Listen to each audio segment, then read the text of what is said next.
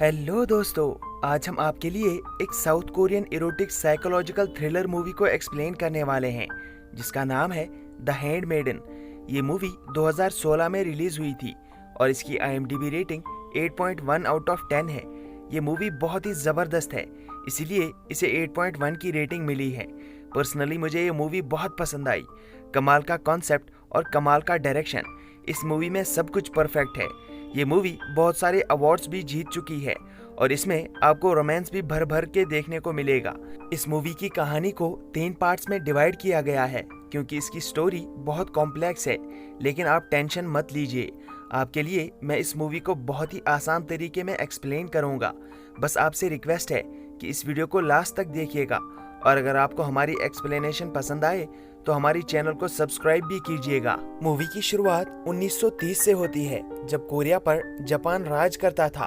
तभी हमें एक गांव का सीन दिखाया जाता है जहां पर एक लड़की जिसका नाम तमाको है वो अपनी फैमिली को छोड़कर कहीं जा रही है। दरअसल तमाको एक बहुत ही अमीर जापानीज की हवेली पे नौकरानी का काम करने के लिए जा रही है। वहाँ पर उसे एक लड़की का ख्याल रखना है जो बिल्कुल उसकी उम्र की है। कुछ दिन बाद वो लड़की रानी बनने वाली है। वहाँ पर मौजूद एक औरत तमाको को उसका काम समझाती है कि किस तरह उसे उस लड़की और यहाँ पर रहने वाले उस जापानीज आदमी का ख्याल रखना है। तमाको को उस लड़की के बगल वाला कमरा दिया जाता है।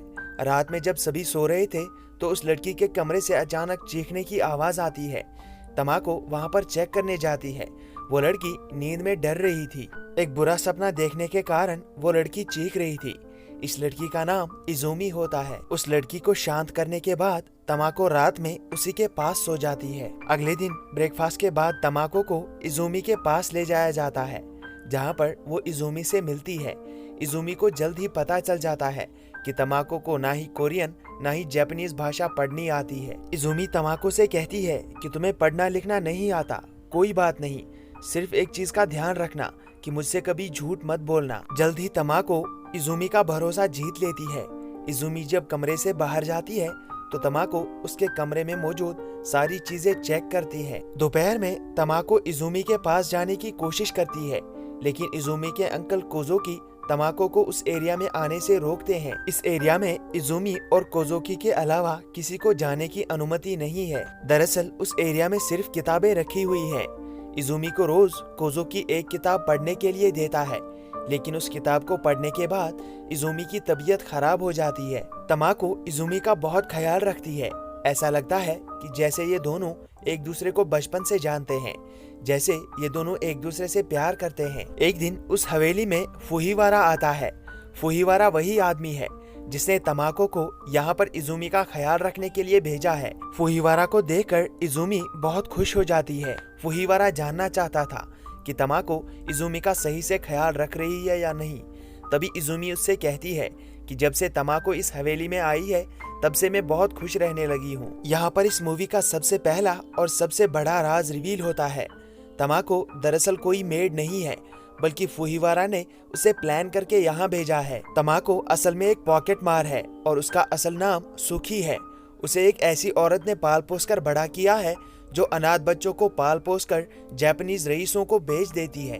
और फुहीवारा कोई आम आदमी नहीं है, बल्कि वो एक डाकू है जो इज़ुमी से शादी करके उसकी जायदाद पर कब्जा करना चाहता है। उसका प्लान है कि वो इज़ुमी से शादी के बाद उसे पागल साबित करके उसे पागल खाने भेज देगा और खुद उसकी जायदाद पर ऐश करेगा। इसीलिए फुहीवारा ने सुखी को यहाँ पर एक साधारण लड़की बनाकर तमाको के नाम से काम करने के लिए भेजा होता है। और यहाँ पर हमें एक और बात पता चलती है कि सिर्फ फुहीवारा ही नहीं, बल्कि इज़ुमी की मौसी का पति कोजोकी भी इज़ुमी से शादी करना चाहता है और ये बात इज़ुमी को बहुत अच्छे से पता होती है। अब तमाको इज़ुमी का ख्याल रख रही थी, लेकिन कहीं न कहीं उसे बुरा लग रहा था कि इज़ुमी को पागल खाने में डाल दिया जाएगा। एक तरफ तमाको और फुहीवारा का प्लान सक्सेसफुल होने वाला था, दूसरी तरफ तमाको इज़ुमी के साथ टाइम बिताते बिताते उसके नजदीक चली जा रही थी। इज़ुमी को फुहीवारा साथ देखकर उसे बहुत तकलीफ हो रही थी। उसे रियलाइज हो जाता है कि यहाँ पर फुहीवारा के प्लान में उसकी मदद करना उसकी सबसे बड़ी गलती थी। ये बात इज़ुमी को भी समझ आ जाती है कि मेरा फुहीवारा के साथ रहना तमाको को पसंद नहीं आ रहा है।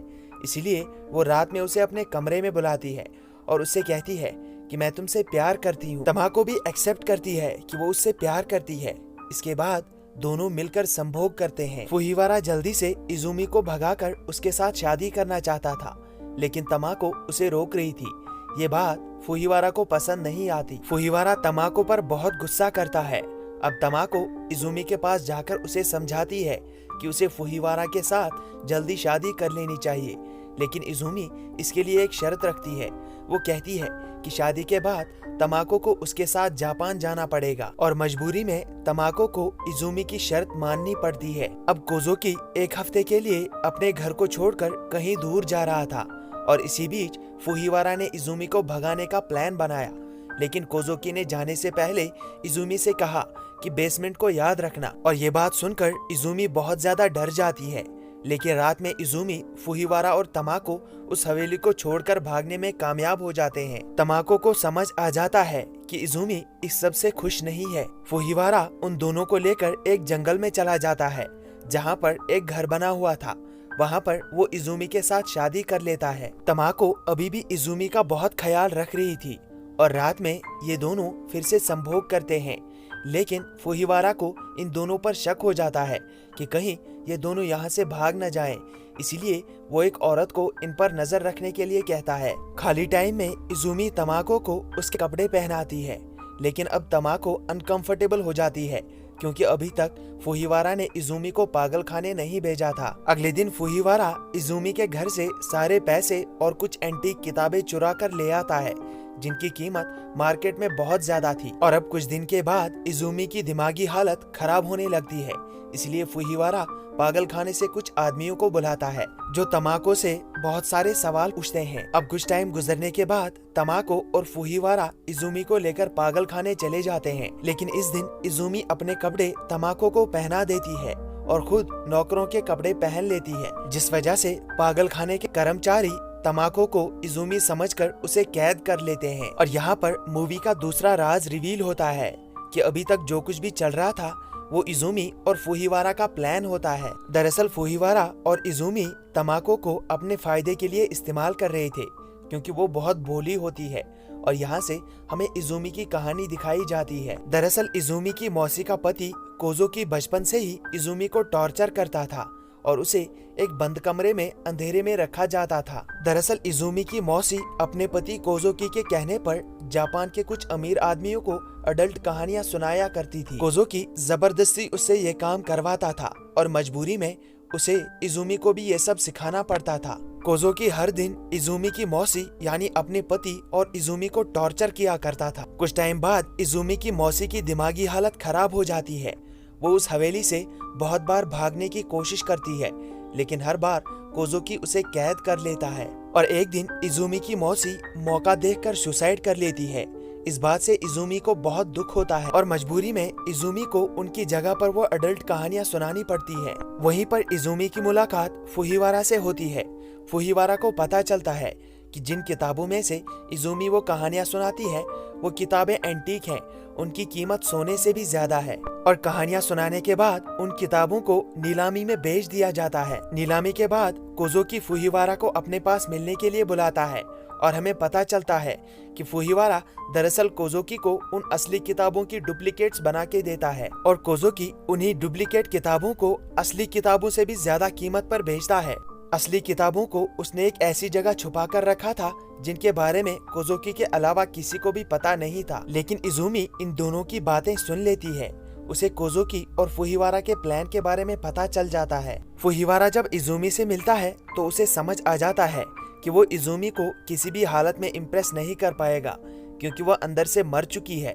इसलिए वो एक रात इजुमी से मिलने चला जाता है, जहाँ पर वो इजुमी से कहता है कि मैं तुम्हें यहाँ से बाहर निकाल सकता हूँ, लेकिन इसके बदले मुझे तुम्हारी आधी जायदाद चाहिए। इजुमी इसके लिए तैयार हो जाती है और ये दोनों मिलकर भागने का प्लान बनाते हैं। फुहिवारा इजुमी को एक दवाई देता है। वो कहता है कि इस दवाई से तुम किसी को भी बेहोश कर सकती हो और अगर हमारा प्लान कामयाब नहीं हुआ तो इस दवाई में से 3 बूंदें पीकर तुम सुसाइड कर लेना ताकि तुम्हें कोजोकी से कोई सजा ना लेनी पड़े। और इसके बाद ही ये दोनों वहाँ पर तमाको को ले आते हैं ताकि इजुमी उसके साथ अपनी पहचान बदल ले। लेकिन तमाको के साथ टाइम गुजारने पर इजुमी को तमाको के साथ सच में प्यार हो जाता है, क्योंकि तमाको बहुत ही इनोसेंट होती है और वो इजुमी का ख्याल बहुत अच्छे से रखती है। इजुमी बहुत बार तमाको को सच्चाई बताने की कोशिश करती है लेकिन नहीं बता पाती। इसी बीच तमाको इजुमी को फुहिवारा से शादी करने के लिए राजी कर लेती है। इस वजह से इजुमी गिल्टी फील करती है और सुसाइड करने की कोशिश करती है, लेकिन सही टाइम पर वहाँ पर तमाको आ जाती है और वो इजुमी की जान बचा लेती है। इसके बाद ये दोनों एक दूसरे को सारी सच्चाई बता देते हैं और मिलकर एक प्लान बनाते हैं कि किस तरह वो उन मर्दों से बचकर भाग सकती हैं जो उनका इस्तेमाल कर रहे हैं। और इस प्लान के बारे में तमाको अपनी फैमिली को भी बता देती है। एक दिन जब कोजोकी और फुहिवारा हवेली से बाहर चले जाते हैं तो इजुमी तमाको को लेकर उसी कमरे में आती है जहां पर वो सारी किताबें रखी गई थी जो इजुमी को पढ़नी पड़ती थी। तमाको को गुस्सा आता है और वो उन सभी किताबों को डिस्ट्रॉय कर देती है। इसके बाद ये दोनों हवेली छोड़कर फुहिवारा के साथ भाग जाते हैं, लेकिन अभी भी फुहिवारा का प्लान कंटिन्यू था। फुहिवारा और इजुमी मिलकर तमाको को पागल खाने में भेज देते हैं। फुहिवारा को लगता है कि उसका प्लान कामयाब हो चुका है। उसे पता नहीं था कि इजुमी उसके साथ डबल गेम खेल रही है। वो इजुमी से कहता है कि हमें दूसरी शादी करनी पड़ेगी क्योंकि कुछ दिन बाद तमाको को पागल खाने में मार दिया जाएगा। उसके बाद तुम तमाको बनकर मेरे साथ खुश रहोगी। लेकिन फुहिवारा को यह पता नहीं था कि तमाको के साथियों ने उस पागल खाने में आग लगाकर तमाको को वहां से भगा लिया है। रात में जब फुहिवारा होटल में उन पैसों के ऊपर सो रहा था तभी उसके कमरे में इजुमी आती है। वो उसकी ड्रिंक में वही बेहोशी वाली दवाई मिला देती है और वो उसे पिला देती है। फुहिवारा जैसे ही इजुमी के साथ संभोग करने की कोशिश करता है, कुछ टाइम बाद वो अपने आप बेहोश हो जाता है। तभी इजुमी वहाँ से सारे पैसे लेकर भाग जाती है और सीधे तमाको के पास आ जाती है। दोनों एक दूसरे से मिलकर बहुत खुश होते हैं। तमाको की फैमिली इजुमी का भेष बदल देते हैं और उसके लिए दूसरे नाम से फॉल्स डॉक्यूमेंट्स तैयार करते हैं। वहीं दूसरी कोजोकी को इजुमी का लेटर मिलता है जिसमें उसने फुहिवारा और अपने प्लान के बारे में सब कुछ बता दिया था। ये सुनने के बाद कोजोकी के आदमी फुहिवारा को पकड़कर ले आते हैं और उसे कोजोकी अपने बेसमेंट में ले जाता है जहां पर वो उसे बहुत टॉर्चर करता है। तमाको और इजुमी शहर से भागने की कोशिश करते हैं, लेकिन तब तक कोजोकी के आदमी पूरे शहर में फैल गए थे। वो इजुमी और तमाको को ढूंढ रहे थे, लेकिन तमाको और इजुमी उन्हें चकमा देने में कामयाब हो जाते हैं। यहाँ सीन फुहिवारा की तरफ मुड़ता है। कोजोकी अभी उसे टॉर्चर कर रहा था।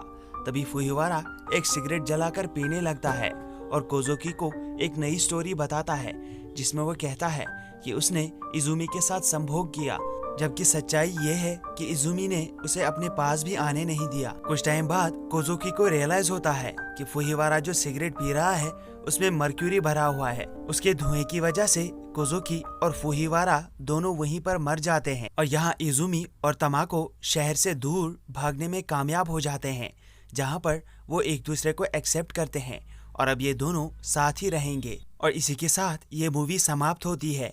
आई होप आप एक्सप्लेनेशन पसंद आई होगी, तो प्लीज़ वीडियो को लाइक और कमेंट करके हमारी चैनल को भी सब्सक्राइब कर लीजिएगा। Thank you.